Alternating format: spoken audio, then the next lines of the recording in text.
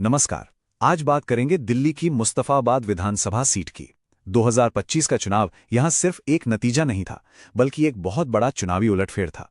तो आज हम इसी जनादेश की पड़ते खोलेंगे और समझेंगे कि इसके पीछे की असली कहानी क्या है। ये सिर्फ हार जीत के नंबरों का खेल नहीं है, बल्कि ये जमीन से उठती उस आवाज को सुनने की एक कोशिश है जो अपनी रोजमर्रा की जिंदगी, अपनी उम्मीदें और अपनी परेशानियां वोट के जरिए बयान करती है।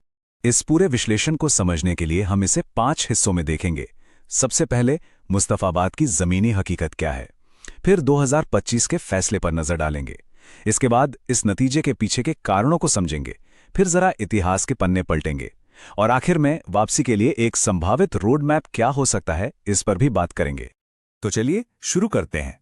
देखिए, किसी भी जगह की राजनीति को अगर समझना है तो सबसे पहले वहां के लोगों को, उनकी रोजमर्रा की मुश्किलों को समझना बेहद जरूरी हो जाता है, क्योंकि सियासत हवा में नहीं बल्कि इन्हीं गलियों, इन्हीं घरों से निकलती है। मुस्तफाबाद दिल्ली का वो इलाका जहां करीब करीब 3 लाख वोटर्स रहते हैं। यहाँ की डेमोग्राफी को देखें तो आबादी में लगभग 40% मुस्लिम समुदाय के लोग हैं और बाकी हैं निम्न और मध्यम आय वाले हिंदू परिवार, जिसमें छोटे व्यापारी भी हैं और मजदूर भी। यही वो सामाजिक ताना बाना है जो यहाँ की सियासत को एक दिशा देता है। अब जरा इन मुद्दों पर गौर कीजिए। ये सिर्फ चुनावी वादे नहीं हैं, ये यहाँ के लोगों की रोज की लड़ाई है। ड्रेनेज और मॉनसून में पानी भर जाना, टूटी फूटी गड्ढों वाली सड़कें, खराब सफाई और हर तरफ कूड़े के ढेर, नौजवानों के लिए एक पक्की नौकरी की कमी, और इन सब के ऊपर एक डर, सांप्रदायिक सुरक्षा का डर, और ये भावना कि पुलिसिंग भी नाकाफी है। जब जमीन पर ये मुद्दे होते हैं ना, तो बड़े बड़े नारे अक्सर फीके पड़ ही जाते हैं। तो इन जमीनी हकीकतों के बीच 2025 में वोटर्स ने आखिर क्या फैसला सुनाया? चलिए अब सीधे उन आंकड़ों पर चलते हैं जो इस पूरे चुनावी उलटफेर की कहानी कहते हैं। और नतीजे वाकई चौंकाने वाले थे। भारतीय जनता पार्टी यानी बीजेपी 42.36% वोट के साथ सबसे आगे रही। सत्ताधारी आम आदमी पार्टी 33.62% पर सिमट गई। लेकिन कहानी में जो सबसे बड़ा ट्विस्ट था वो थी AIMIM की एंट्री, जिसने सीधा सीधा 16.64% वोट अपने नाम किया। ये सिर्फ नंबर नहीं है, ये एक बहुत बड़े राजनीतिक बदलाव का साफ साफ इशारा है। तो सबसे बड़ा सवाल यही है कि आखिर ये हुआ कैसे? इसका जवाब जानते हैं कहाँ है?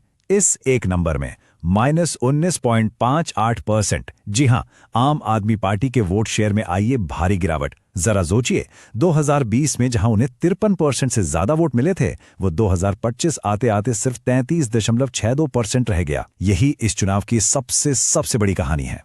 और जीत का अंतर वो भी कोई छोटा मोटा नहीं था, 17,578 वोटों का फासला। ये साफ बताता है कि ये कोई कांटे की टक्कर नहीं थी, बल्कि एक तरफा और एक निर्णायक जनादेश था। तो सवाल उठता है कि ऐसा हुआ क्यों? इस नतीजे के पीछे के समीकरण को समझने के लिए आइए इसे 3 बड़े कारणों में तोड़कर देखते हैं। पहला और शायद सबसे बड़ा फैक्टर वो था एंटी बीजेपी वोट का बंटवारा। जैसा कि आप इस चार्ट में साफ साफ देख सकते हैं, जो वोट पहले एक जगह पड़ता था वो इस बार आम आदमी पार्टी, AMIM और कांग्रेस में बुरी तरह बंट गया है। और इसमें भी AMIM के आने से तो सारा का सारा चुनावी गणित ही बदल गया। दूसरा बड़ा कारण था जमीन पर संगठन का फर्क। एक तरफ बीजेपी का स्थानीय ढांचा बेहद मजबूत था और उनका लगभग 42% का एक कोर वोट बेस था जो टिका रहा। वहीं दूसरी तरफ आम आदमी पार्टी का बूथ मैनेजमेंट कमजोर नजर आया और उनका जो दिल्ली मॉडल का नैरेटिव था, मतलब बिजली, पानी, स्कूल वाली राजनीति, वो यहाँ के लोकल मुद्दों के सामने शायद अपना असर नहीं दिखा पाई। और ये एक लाइन इस पूरी कहानी का निचोड़ है। नतीजे इस बात को साफ करते हैं कि आम आदमी पार्टी ने मुस्लिम और हिंदू दोनों ही वर्गों में अपनी जमीन खो दी। मतलब साफ है, नाराजगी किसी एक समुदाय में नहीं बल्कि दोनों ही तरफ थी। अब जरा वक्त में पीछे चलते हैं और देखते हैं कि क्या ये नतीजा कोई अचानक हुआ हादसा है या ये किसी बड़े पैटर्न का हिस्सा है। क्योंकि इतिहास के आंकड़े अक्सर हमें भविष्य की एक झलक दिखाई देते ही हैं।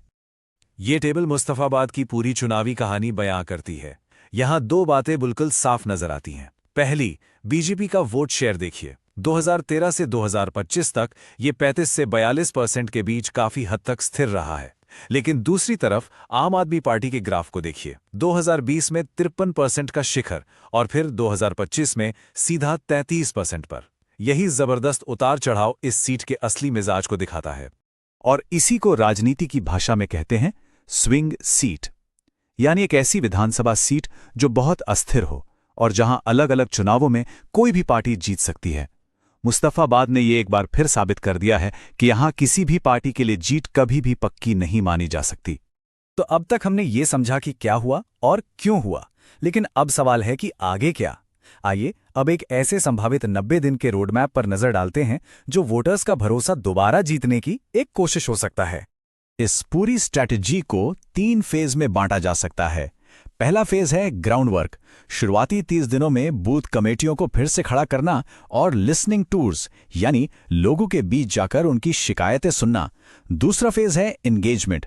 अगले 30 दिनों में जनसंपर्क तेज करना, लोकल वीडियो बनाना और लाइव सवाल जवाब के सेशन करना। और आखिरी फेज मोबिलाइजेशन। आखिरी 30 दिनों में पूरी ताकत झोंक देना ताकि वोटिंग के दिन तक वोटर्स लामबंद रहें। पहले फेज को थोड़ा और गहराई से समझते हैं। यहां सबसे जरूरी कदम है हर एक बूथ कमेटी को दोबारा बनाना। वॉलंटियर्स को यह ट्रेनिंग देना कि वो भाषण ना दें बल्कि लोगों की बात सुने। लोकल ग्रुप्स के साथ आप संवाद जैसे फोरम रखना। और सबसे अहम, लोगों के छोटे छोटे मुद्दों पर तुरंत एक्शन लेकर दिखाना, क्योंकि भरोसा भाषणों से नहीं, जमीन पर किए गए काम से बनता है। तो आखिर में हम एक बहुत बड़े सवाल पर आकर रुकते हैं, और वो ये है कि क्या जमीनी मुद्दों और भरोसा बनाने पर टिकी एक रणनीति, पहचान की राजनीति और वोटों के बंटवारे की ताकतवर सियासत पर भारी पड़ सकती है? ये एक बड़ा सवाल है और इसका जवाब भविष्य ही देगा, और देंगे खुद मुस्तफाबाद के मतदाता।